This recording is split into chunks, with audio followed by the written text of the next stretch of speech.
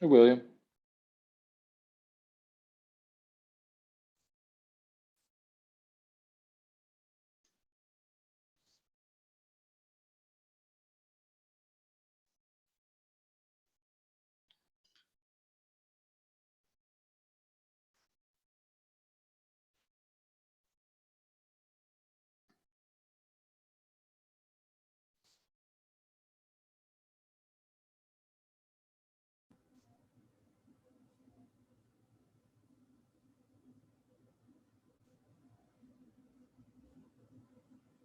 I'm not sure if you can hear me, but hi, William. Hello. Oh, hi there.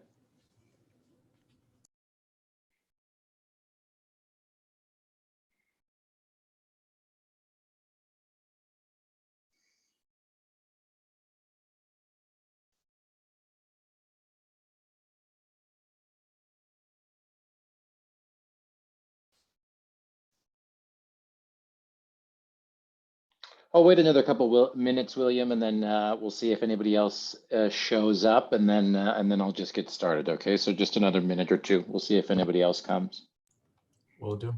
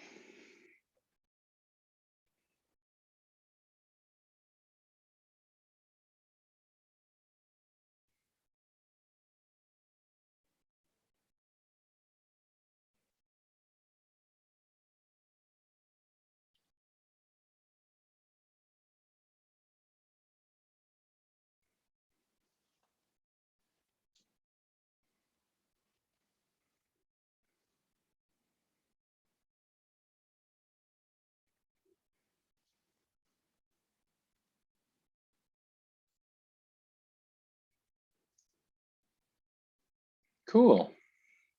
Well, I'll get started. And William, I'll just say, right, I sort of have the lecture prepared for today. So if you have questions, please jump in, interrupt me at any time. But I want to talk about a few different things today. Before I get started, anything on your mind specifically, William? I know you've still got some assignments to do, but you've got plenty of time. There's no worries about that. But anything I can help you with immediately before I get into the lecture for today? No, not really. Okay, perfect. Cool. Well, then I'll tell you what I'm doing, and then, like I said, just type in the chat, unmute yourself, just talk. It's just you and me, so yeah, let me know. So here is what I'm going to present for other people, right? Aside from William, who's not here. Today, I did want to sort of reintroduce or give up the opportunity for people to ask questions about the poetry project. Then I wanted to sort of tell you what's coming up, right? What is left for us for the rest of this semester. And then depending, especially now for you, William, how you're feeling, then I just wanted to do some practice of poetic analysis, right? The type of poetic analysis that I'm asking people to do in the poetry project. So again, William, if that's something that is useful or interesting to you, we can do that together. If not, we can just, we'll just see how it goes. We'll just see how it goes. So as I said, first of all, I did want to just make sure I introduce the poetry project. I know that I put some resources into Canvas for you, so hopefully it is clear. Again, I know that this was on last week's live support materials, right? We did not have a live Zoom meeting, but I posted the link to the poetry project assignment. Again, the link to all the poems for our class. Then I've got an example of sort of how you can begin writing your poetry project. Sort of, this is a Word document, right? We can just download it. I think I'll also post an example of a successful example of a student poetry project, just so people have an example of that. This class feels more and more like a fully asynchronous class, so I'm happy to provide examples as well, since so much of you all are working on your own. So I can do that too after class today. And then again, I've got a short YouTube video where I'm sort of talking through how to, sorry, I always get so angry when there's commercials. Yeah, about half hours that sort of give you some idea of the poetry project, how to go about it, and all that good stuff. So that's what I posted here on Canvas. But I also wanted to make sure I include a quick review of the poetry project today as well. So again, if you, excuse me, I'm jumping around here. But if you go back to the live support materials page, click the poetry project, it'll take you to that assignment page. And here's the assignment sheet that I'm looking at right now.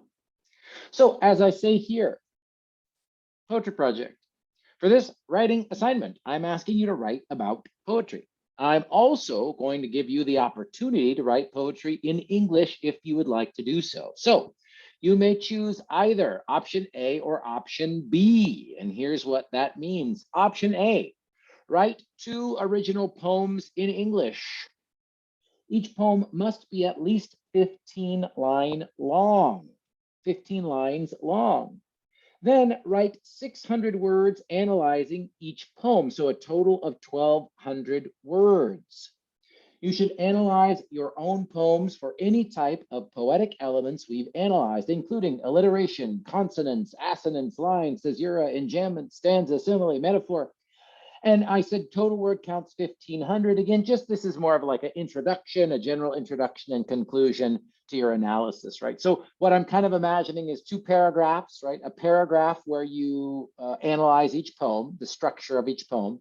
And then again, just a couple, a brief introduction, a brief conclusion to get you to 1,500 words. So that's option A. Sometimes students have asked, Jeff, it says original poems. What if can I translate a poem? Like if there's a poem that I love in English or in Persian or in Spanish or in Chinese, can I translate that poem into English? As long as it's your own translation, if you have that ambition, I think that is fantastic. So please, if you're inspired to translate a poem you already know, I think that could be really fun and really interesting. So you definitely can do that as well. So that's option A.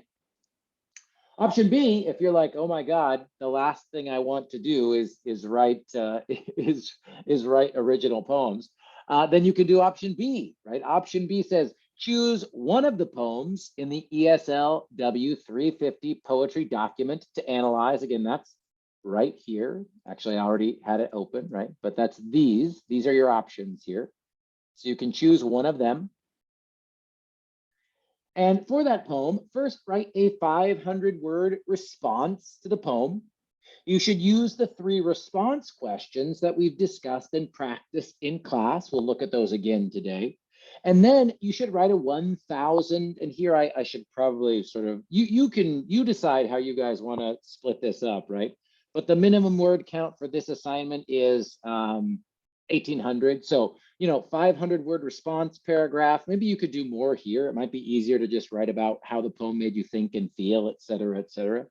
But it's up to you. And then write an 1,100-word analysis of the poem. So you should analyze the poetic elements that we've studied, the structure stuff, right? Stanza, lines, alliteration, consonants, assonance, caesura, enjambment, simile, metaphor, and meter. So option B, you write a little bit more, but you don't have to write your own poems. Option A, you write your own poems and then analyze your own poems. Option A, you only need to include structural analysis of the sounds, the stanzas, the pauses, the rhythm and the meter, all those things. Option B, you need to do both responding and a structural analysis in the writing, okay? So again, I published this in Canvas last week, but the first draft is due next Wednesday. And I set it to midnight so that if people do have questions in class, I can talk about them. But mostly next week, I'm going to be introducing the lay of heaven for us next week. But it's due after class. So if you have questions or need any guidance, you can bring those questions to the Zoom next week. And then here's our rubric, right? 120 points for the poetic analysis. That means you're writing effectively analyze the poems using some of the poetic terms we've studied, including alliteration, consonants, assonance, lines, caesura, enjambment, stanza, simile, metaphor, etc. 50 points for originality and effort. Your writing shows originality, careful thought, and obvious effort.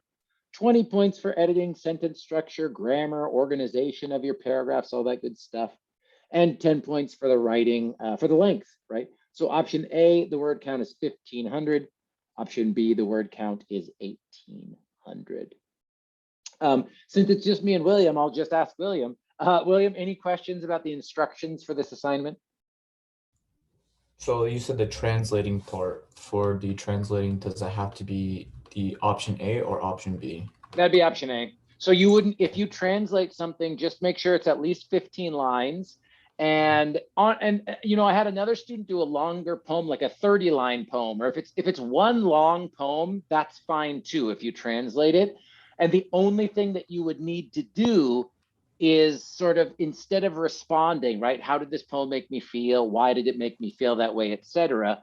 You would just sort of need to talk about how you thought about the translation as connected to the sounds that we've talked about, the structure, the line breaks, etc. Right? And of course, naturally, you'll be sort of comparing your translation to the original a little bit, and that's totally appropriate, right?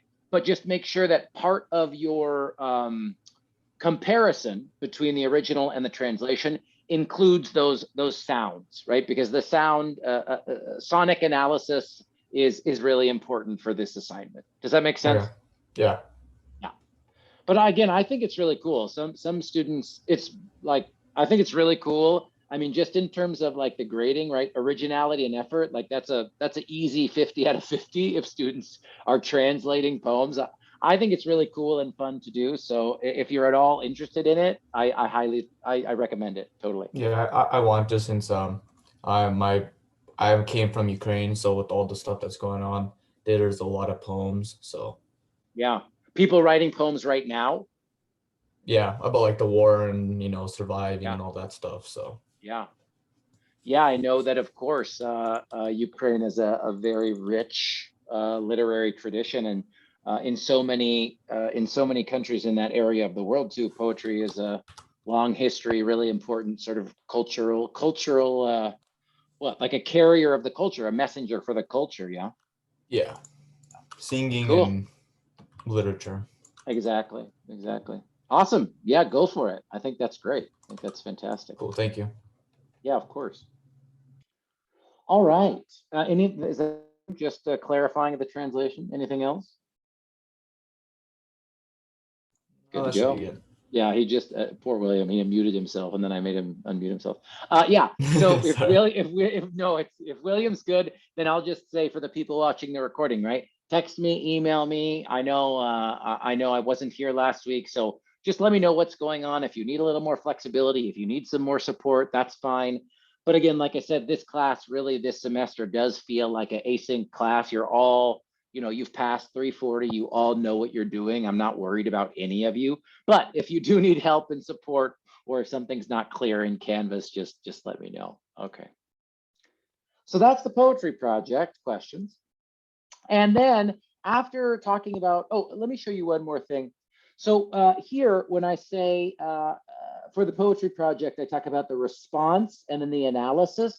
Remember, what I'm talking about response. So if you're not as excited about translating a poem or writing your own poem like William is, and you're like, yes, option B all the way, that's totally fine. That's totally fine. But remember, when I say first, write a 700-word response and then write your analysis, what I mean is this, right? Response is like we talked about and looked at in The River Speaks, in those quizzes where I had you watch the video and read the chapter from the poetry textbook. So the response is asking yourself these types of questions, right?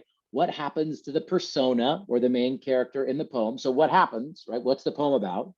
And then is there a central object or metaphor in the poem that seems important? And then how does the poem end and why does it end this way? This is also something that you practiced for Fire and Ice, right? By Robert Frost in the discussion activity, which I was able to finish grading this morning. So it's that type of thing for the first half of the response paragraph in option B, right? What happens in the poem? What are the images and metaphors? How did it make you feel? Why did it make you feel that way? Absolutely appropriate to talk about your own thoughts, feelings, opinions, ideas, beliefs, etc. Right? Totally appropriate to do that in the response section. So again, that's this part in option B. Over here, right, when I say that the longer part of your essay, though, should be poetic analysis of some of the poetry structure that we've talked about this semester, that's what I mean: alliteration, consonants, assonance, enjambment, caesura, syllables, all that good stuff, right? So your analysis should absolutely include, just for example, in one of the poems in our Word document here, for example, the first poem here. So I'm going to do an analysis of Who Has Seen the Wind by Christina Rossetti. Well, right away, you know, your structural analysis should say this poem is 2 stanzas, right? Each stanza has 4 lines. So it's a total of 8 lines in the stanza, right? That's the type of structural analysis that we're talking about in this part, in this section of option B.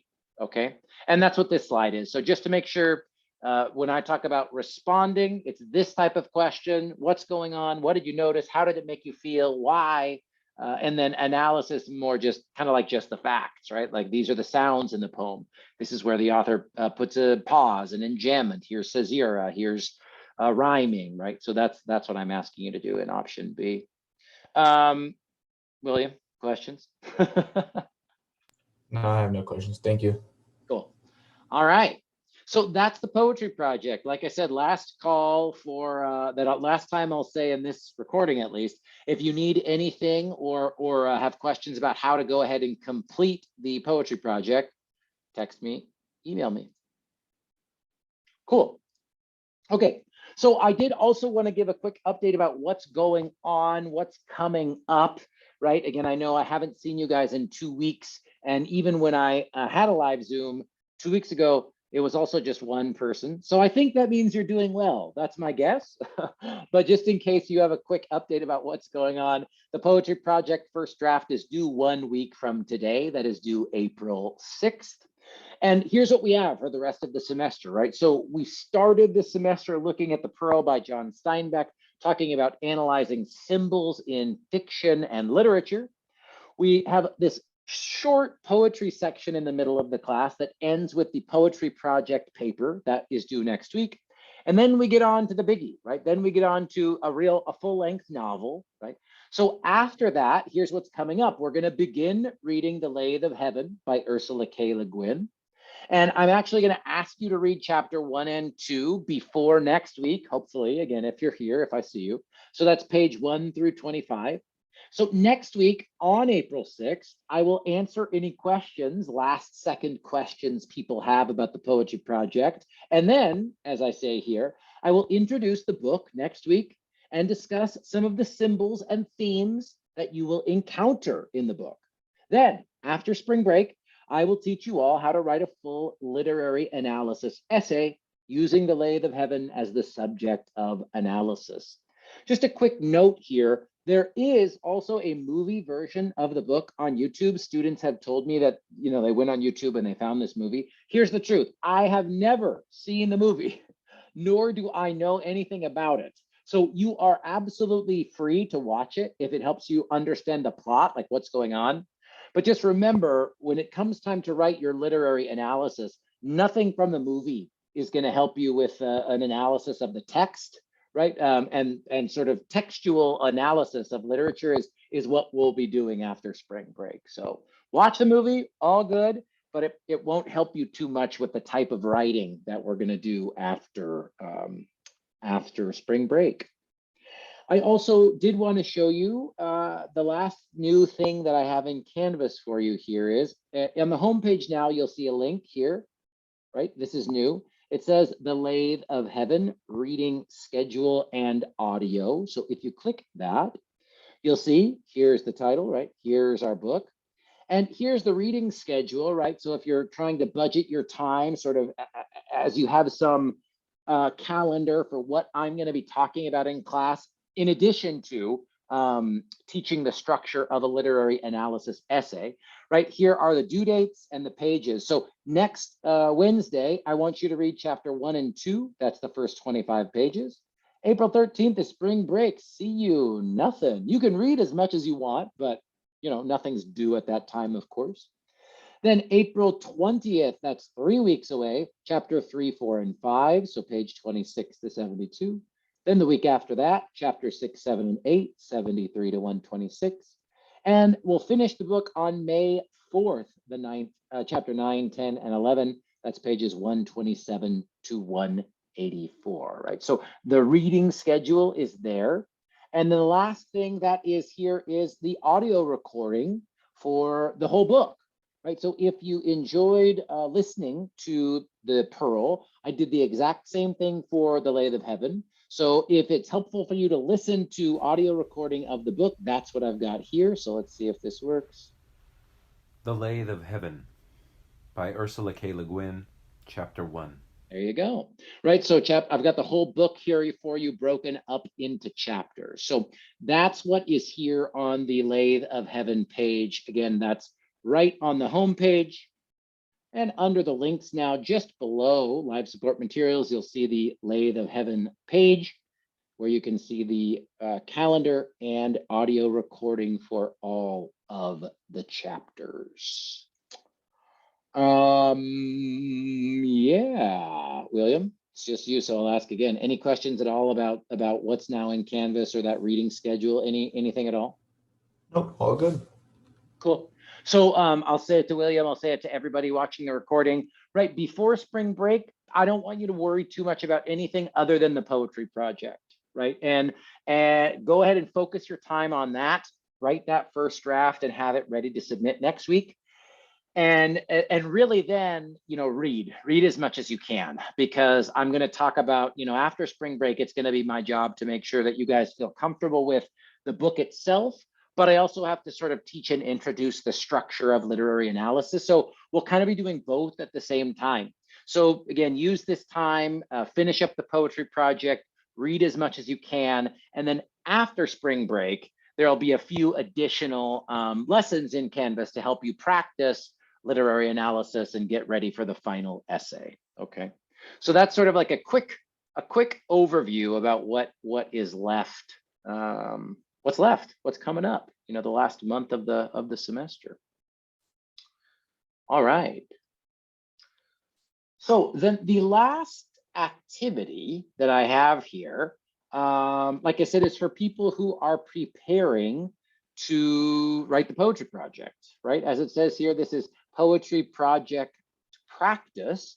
And I've just got an example poem. And in fact, if you notice, this is a poem called To the Rain by Ursula K. Le Guin. That is our author of The Lathe of Heaven. You will notice there is a lot of symbol and sort of poetic elements and metaphor in this book because Ursula K. Le Guin wrote, I think, 30 novels, but also has several collections of poetry and poems. So she was a fiction writer and a poet as well. So this is one of her poems. And what I wanted to do, and William, it's totally up to you how much you want to engage. William and I can sort of work together as an example for how we would use this poem as an example for the poetry project, or I can just sort of, you know, lecture and give examples. But I just wanted to present this poem to you and then sort of imagine that we were doing option B. Like I closed the poetry document like a fool. There it is. So imagine that we're doing option B, right? Imagine that we're gonna first think about a response to this poem, and then we're gonna imagine what kind of structural and poetic elements we could analyze here, right? So again, yeah, I'll read through this and then William, what do you think? Do you want to practice? You just want me to do this sort of by myself and then watch it later? What would be the most useful for you since you're here? Just watch you do and then do it later. Okay, perfect. Yeah, so then it's up to you, William. If you don't want to like do Q&A with me, you can either hang out with me and watch me do it live right now, or you can just bounce now and watch it later. Totally up to you. But since I know where you're at, I won't even sort of ask you anything. I'll just sort of lecture into the screen. Is that cool? Yeah, I was Cool. thinking I was about to bounce because my internet's questionable. Perfect. Get out of here. Thanks for being here. I hope you and everybody is doing okay, as safe as possible. Let me know anything that you need, and then I'll post this as soon as I finish with the lecture today. Okay. Thank you. Will do. Thanks, William. Have a good one. You too. All right. So now it's just me, me and the poem, me and Ursula K. Le Guin, which is not a problem. That's fine with me. So remember, as we think about sort of me walking you through this example for option B here, the first thing we're going to think about, don't even worry about the analysis first. And I sort of talk about this in the example video that I did in Canvas, right? The first thing we're going to do is what happens to the persona. Is there a central object or metaphor? How does the poem end, and why does it end this way? These are our sort of common response questions, right? And in fact, I'm going to go ahead and duplicate this slide. I'll put it down below the poem we're going to practice with. And then I'll sort of just take notes on this side, okay?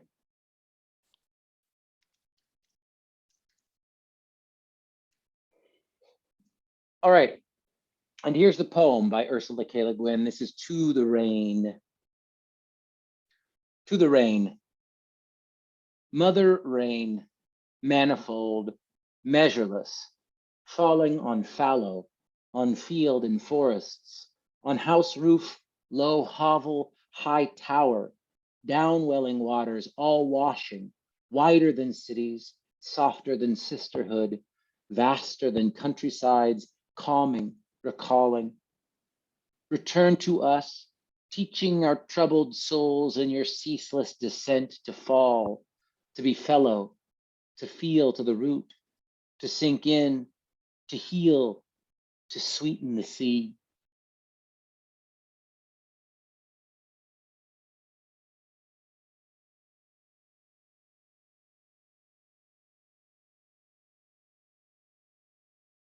One more time. To the Rain by Ursula K. Le Guin.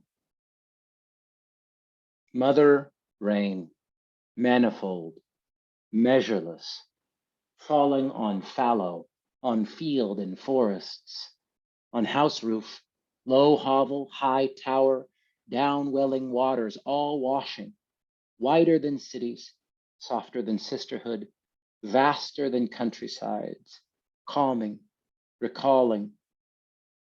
Return to us, teaching our troubled souls in your ceaseless descent to fall, to be fellow, to feel to the root, to sink in, to heal, to sweeten the sea.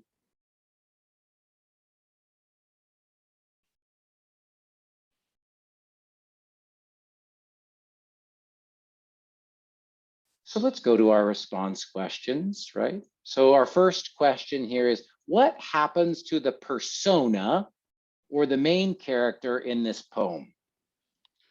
Well, you know, really, if I think about the persona, if I imagine that the poet, you know, who is talking, what is happening in this poem, I would say the persona is talking to the rain, right? Or sort of saying a prayer to the rain, asking the rain for help, right? The title is To the Rain, so maybe it's a dedication to the rain. I mean, certainly at the beginning of the poem, we've got Mother Rain, manifold, measureless. We have sort of a description here, right? And really, honestly, everything before this caesura, before this semicolon, is a description, really, right? These lines are describing what the rain is, what it does. It is manifold, it is measureless, it is falling on fallow, on field and forest. It falls on house roof, low hovel, high tower. The downwelling waters are washing, wider than cities, right? And then we get this turn, this change after the semicolon here, right? Where now it's sort of a request here. She says, return to us, teaching our troubled souls in your ceaseless descent to what? Teach our souls to fall, to be fellow, to feel the root. So again, we could sort of say, again, I'm just sort of taking notes. At first, the persona describes the rain. Then the persona asks the rain to teach us or help us to be more like the rain. So yeah, I'd say that's what happens, right? What happens to the persona in this poem? Not much. It's not an action poem, right? But that's kind of the action that we do get, right? Question 2, is there a central object or metaphor in the poem that seems important? Hopefully everybody watching this recording is going, rain, rain, rain. Yeah. I mean, rain is absolutely the dominant symbol and metaphor here, right? But remember, symbols are often abstract nouns, thoughts, or feelings, or really powerful objects. And we do, especially any of those sort of objects or feelings or ideas that are repeated in a poem, is giving us some information. So we've got lots and lots of nouns here we could think about. So rain, we know, right? Manifold, measureless, these are adjectives, right? Falling on, okay, falling on fallow. Fallow is a field that is let to be, it's like in the winter time, right? Or in off season when more nutrients are returned to the earth before the crops get planted, right? That's fallow. And then we do have this, again, I'm just gonna sort of highlight the nouns here: field, forest, house, roof. In fact, we've got a long list of sort of examples of places people live. Roof, a hovel is like a small shack, kind of. High tower. So we do have some images here: field, forest, roof, hovel, tower. Down welling waters all washing, wider than cities, softer than sisterhood, vaster than countrysides. So we got lots of nouns. We got lots and lots of nouns, right? Then we get returned to us, teaching our troubled souls in your ceaseless descent to fall, to be fellow, to feel the root, to sink in, to heal, to sweeten the sea. Okay. I mean, do we have another strong central image or metaphor here? Nothing super obvious. We could absolutely sort of draw a contrast. If we just think about some of the most important elements in human life, and most cultures around the world have sort of thought or written about the 4 elements, right? Earth, air, fire, water. Well, certainly we have water in the rain. We do have a good amount of earth words here: field, forest, countrysides, roots. Well, I don't know that we could say that there's this some contrast here, but there are also a few words that discuss that represent, we could maybe not few words, symbols, right? There are a few images directly connected to the earth: roots, fields, forests, fallow, even fallow fields, right? That's earth. So is there a central object or metaphor in the poem that seems important? Well, we could say, again, just brainstorming here, nature is clearly an important image or symbol here.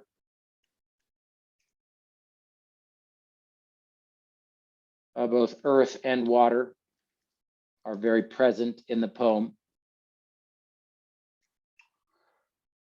And then what else? I mean, I don't know if there's any other central metaphor here other than this turn that I talked about at the end here, return to us. There is this sort of asking, where the author is asking the rain for a favor almost, right? Saying, do this for us, please make us in your image, right? Make us like you, O rain. But I don't know that that's a metaphor. That's probably not a central metaphor here. So let's look at the third question. How does the poem end and why does it end this way? Well, like I said, after the semicolon, the persona stops describing the rain.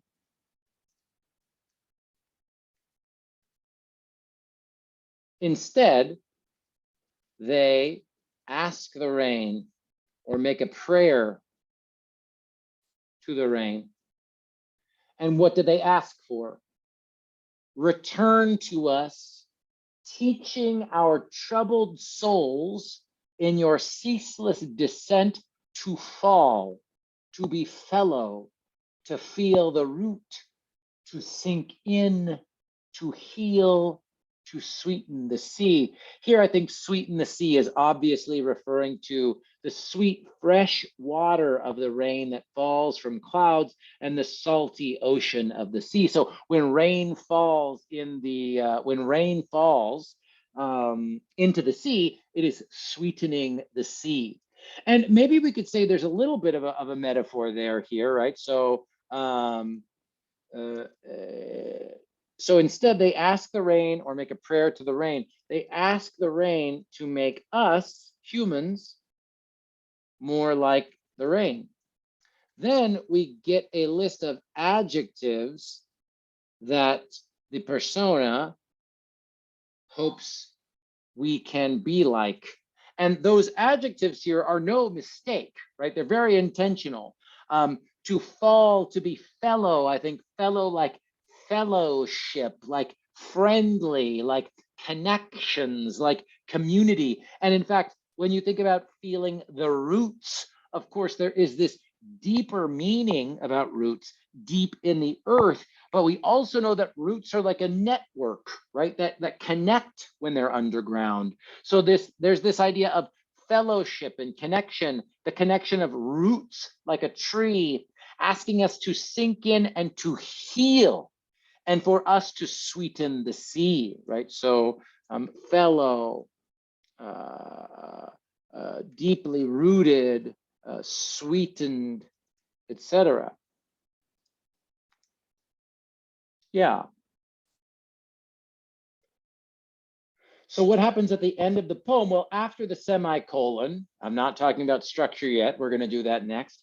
After the semicolon, the last 4 lines, the persona stops describing the rain, and instead they ask the rain, they make a prayer to the rain, and they ask that the rain make us, humans, more like the rain.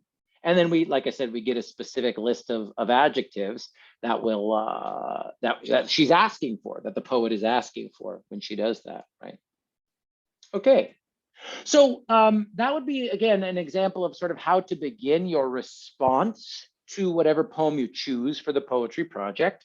After you've done this sort of brainstorming activity, then it's absolutely appropriate to begin your response as we practice by saying, I loved this poem. I did not like this poem. This poem was confusing. This poem inspired me. And then why? Right? And then we can use these very specific examples that we've already sort of brainstormed together to say, okay, well, when the author asks the rain to make us more like the rain, I thought that was really beautiful, or I felt this connection to the image of the roots and the soul healing, whatever it is, right? You can take these sort of answers to Professor Noor's 3 questions as a way to begin your poetic response. And then, of course, in your poetic response, you should absolutely include your personal connection and feeling to the poem, right? And like I said, in Canvas today, after I finish recording this lecture, I will post an example of a successful student essay who did this, okay? So that's the first part, right? That's the response section, like I said here on this slide. That's your response, that's your response. So part two though would be poetic analysis, structural analysis, right? So let's do that with Ursula's lovely poem here as well.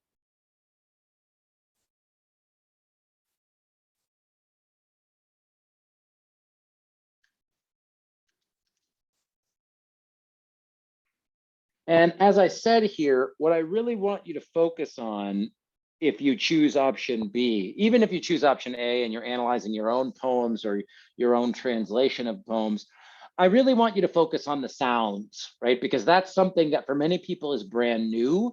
I think it's good for you to practice because these terms, right? Alliteration, consonants, assonance, enjambment, caesura, all of these elements, sonic elements, are part of poetry in all languages, right? So if you understand alliteration in English, it absolutely helps you understand alliteration in your first language, second language, third language, right? So all these things are useful when you're thinking about poetry in other languages as well. So let's start really simply here, and I'm just going to, in fact, add a new text box on this same page. But we should say, first of all, how many stanzas here? Hopefully you're watching this recording going, Jeff, it's so obvious. Oh my gosh, Jeff, it's so easy. I can't even believe that you asked that. Okay, it's one. This poem has one stanza. And how many lines? Well, let's just count. 1, 2, 3, 4, 5, 6, 7, 8, 9, 10.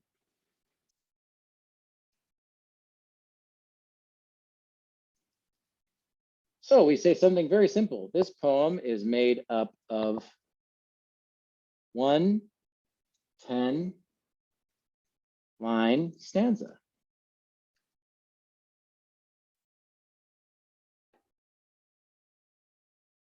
So absolutely, your structural analysis should include this basic information no matter what, right? It absolutely should. And then we'll talk about sounds here in a second. I want to make this a different color. I'll make it the blue. Yeah, okay. So this poem is made up of 1 10-line stanza, right? And then, so we did that sort of. Now let's talk about, maybe I'll put this up at the top here since it's sort of basic and easy. So we did stanzas, we did lines. Let's talk about caesura and enjambment in this poem. There are a lot of caesuras. Remember, caesura is not just the end of the line. It's any time the author gives us a break with punctuation. So let's say first, caesura. Caesuras? Yeah.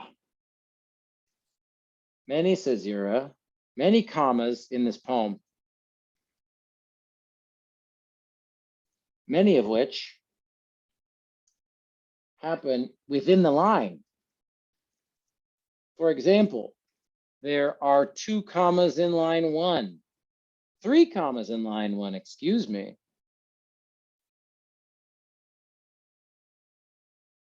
2 commas in line 2, 3 commas in line 3. Yeah, and then we do get some variation here, right?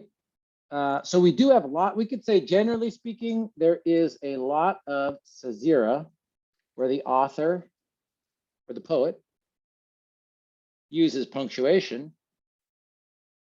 to slow the reader down. This is important to give the poem its rhythm because there is not a lot of rhyme in this poem. Right? If you remember from last week, excuse me, from 2 weeks ago when I was lecturing about rhythm and iambic pentameter in English, stressed and unstressed syllables, we don't have any of that in this poem. This is not Robert Frost. This is not Fire and Ice, right?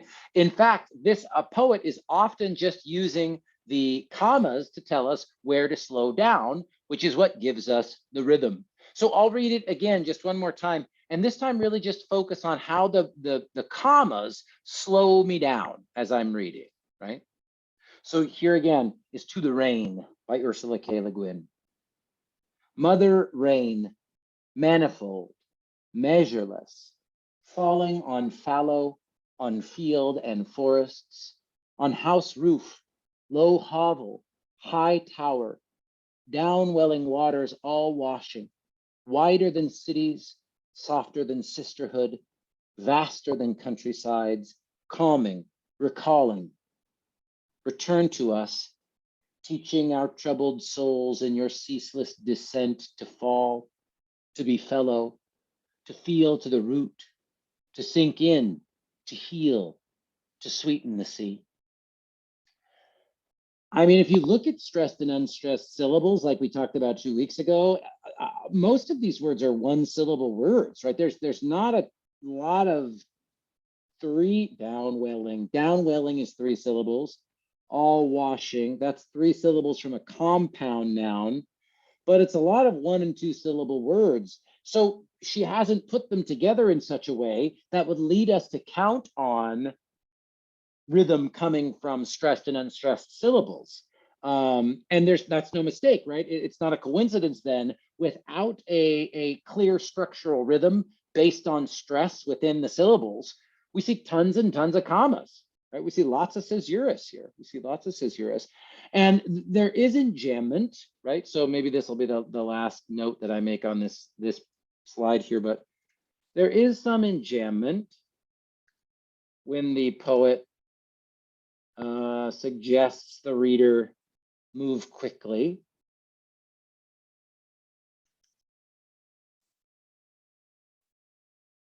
In line, what do we got here? Line 4, line 5, line 1, 2, 3, 4, 5, 6, 7, line 8. And again, you can really feel the difference, right? The difference between, especially right, starting in line 4, downwelling waters all washing, wider than cities, softer than sisterhood, vaster than countrysides. Then she slows us down, calming, recalling. Return to us. And then we get sort of the longest uninterrupted break of words here, right? We have a phrase that begins on line 1, 2, 3, 4, 5, 6, 7, and continues on to line 9 with no comma. Is this the only line without a comma? Yes, in fact, right? Line 8 is the only line without any caesura in it. And that's why, again, it reads much faster to me than any other line. So that flow comes from allowing the enjambment at the end of the line without any kind of comma, period, whatever, caesura, right? So vaster than countrysides, calming, recalling, return to us, teaching our troubled souls in your ceaseless descent to fall, to be fellow, to feel the root, right? So you could say even here, right? Line 8 is the only line without any caesura, and therefore the enjambment really helps the rhythm to speed up and move more quickly. Yeah. So again, I'm sort of just brainstorming, giving you quick examples here. We could say a lot more about the enjambment and the rhythm. I'm just giving you sort of a place to start here, right?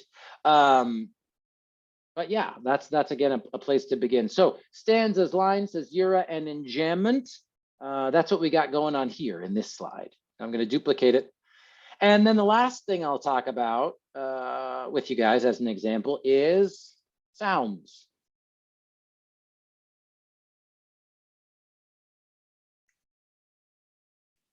And I picked this poem because it is a very sound heavy poem, right? There's a lot that she is doing with sound. And hopefully it's really obvious to you as you hear me read it. And I'll sort of just talk through some examples, and then we'll wrap it up. So again, I'll read one more time, and this time, here I wanted you to focus and think about lines, stanzas, caesuras, and enjambment, sort of the rhythm, right? The rhythm of the poem. The first time, I just wanted you to think about symbol, deeper meanings, responding to the poem, like we talked about here. This time, really focus on specific sounds, because there's a lot going on, as you can see, even just in the M's in the first line. Okay, To the Rain by Ursula K. Le Guin. Mother rain, manifold, measureless, falling on fallow, on field and forests, on house roof, low hovel, high tower, down welling waters all washing, wider than cities, softer than sisterhood, vaster than countrysides, calming, recalling. Return to us, teaching our troubled souls in your ceaseless descent to fall, to be fellow, to feel the root, to sink in, to heal, to sweeten the sea.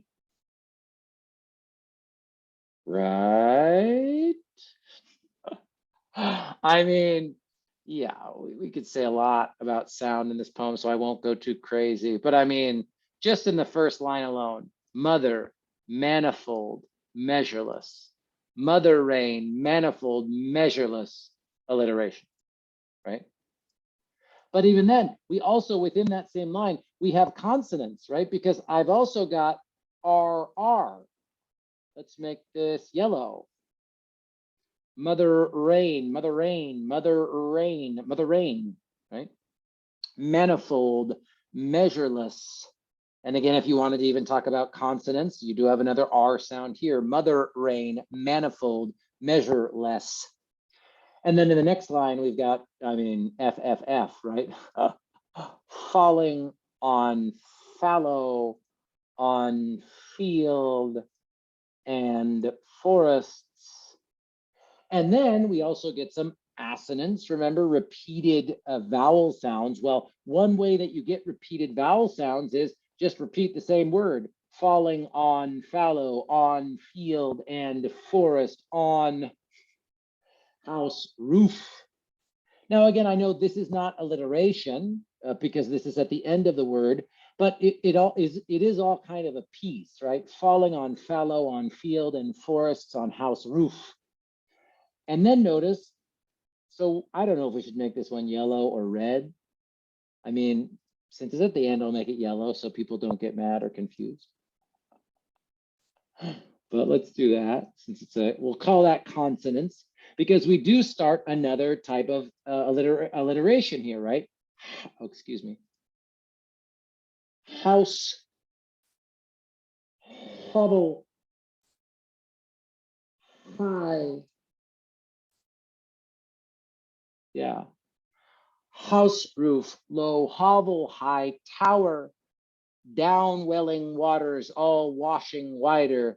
And here we get more consonants, right? And assonants kind of together, but welling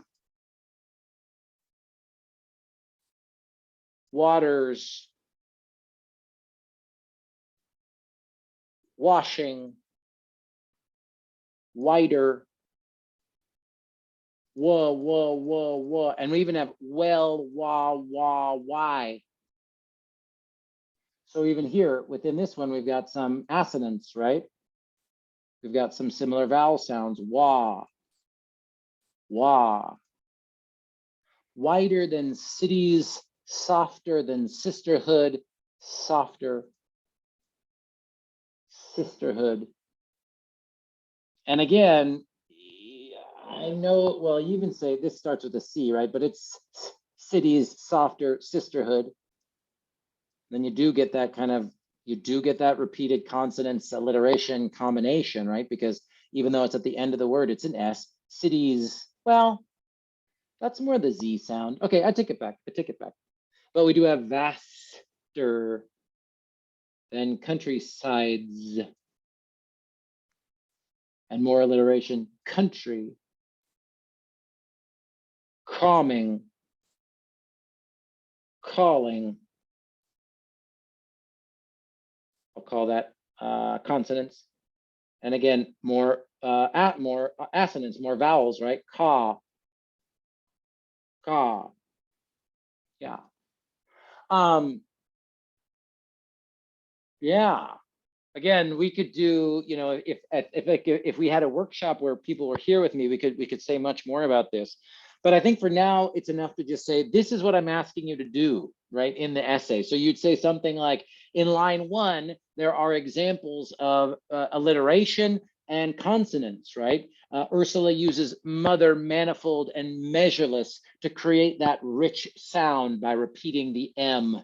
Then she also ends the word mother with an R and begins the next word with an R, so you get that consonance feeling. In line 2, there is a lot of alliteration going on. We have 4 words that begin with the letter F, right? So we get falling, fallow, field, and forests. Now, again, there's a lot that we could say about analyzing the sound of this poem, but this is what I'm looking for you to do in your essay. I want you to be this specific, right? In line 3, alliteration with F, with the letter F, with the sound F, right? In line 4, welling waters, washing wider, we get that W sound, right? Now, the other thing that I'm asking you to think about a little bit as you do this kind of sonic analysis is, can you connect that to any of the things that we just practiced in the sort of rhythmic analysis and the feeling that you get when you write your response, right? Again, this is not a, this is not a poetry class, so I'm not asking you to do a sort of, what would I say, like phonetic analysis of why certain sounds create certain feelings in the body. We don't need to go that deep. But I would say that as you think about your own reaction to any poem, part of the reason that you're having a response is the way that the poet chose to put the words together, right? So you don't need to say, ooh, the feeling, the mother rain manifold measureless. Oh, that M sound produces a feeling of happiness and joy or warmth. We don't know. Maybe that's not factually true for all people, but it might be appropriate to say, this can give the reader a feeling of whatever, or this can remind the reader of a certain sound or a certain word. And then you're starting to sort of make connections to deeper symbolic elements as well. And I know sort of what I'm lecturing here is a little bit abstract. So I think it's going to be good for you all to see an example of how a student does this in an essay. But yeah, that's what I'm asking you to do when I say, oh, I also want you to analyze for alliteration, consonants, assonance, because of course that's deeply connected to syllables and rhyme, like we talked about a couple slides ago, right? And then, I'll just say this, I didn't choose a poem to practice today that has a really deep metaphorical meaning. I think the metaphorical meaning of this poem is pretty obvious. But if you did the Dickinson poem, right, or if you choose Fire and Ice, for example, those poems are deeply symbolic. So, how much of the poem you're analyzing for metaphor and symbol is just going to depend on the specific poem that you choose, right? So things to be aware of. If your poem is really rich in symbolism, even more so than in sort of structure with lines and caesura, okay, then talk about that, right? This poem in particular, this Ursula K. Le Guin poem, had a good amount to say about caesura and how she created a rhythm in the poem by using lots of commas, because there's not a lot of stressed and unstressed syllables, right? So again, what type of balance you give to the different elements of poetry that we've talked about this semester, it's really just going to depend on which poem you choose to analyze if you're choosing option B, right? So that's what I've got for today, a sort of little mini lecture, a quick review, hopefully a Q&A. It was great to have at least one student here to talk to, but I'll just put this up on the screen again. So remember, Poetry Project is due in 1 week. I'm also asking you to begin reading The Lathe of Heaven, chapter 1 and chapter 2. That's page 1 through 25. I'm going to introduce the book next week, give some background on it, on its author, on the setting for the book, and some of that good stuff, and get you ready for after spring break when we begin sort of understanding how to write a literary analysis essay. And don't forget, if you go to the homepage here and click on The Lathe of Heaven, that's where you can find the reading schedule and all of the audio recording that I have for you, right? So that's it. that's our little baby class. I hope you are all doing well. I hope that you and the people you love the most are safe. And I know it's a really difficult time in the world. So as I've said many times, if there's anything you need from me or if I can help in any way, please email me, text me, let me know what is going on. Otherwise, I will see your work in Canvas and hope to talk to you soon. Okay, everybody? See you later.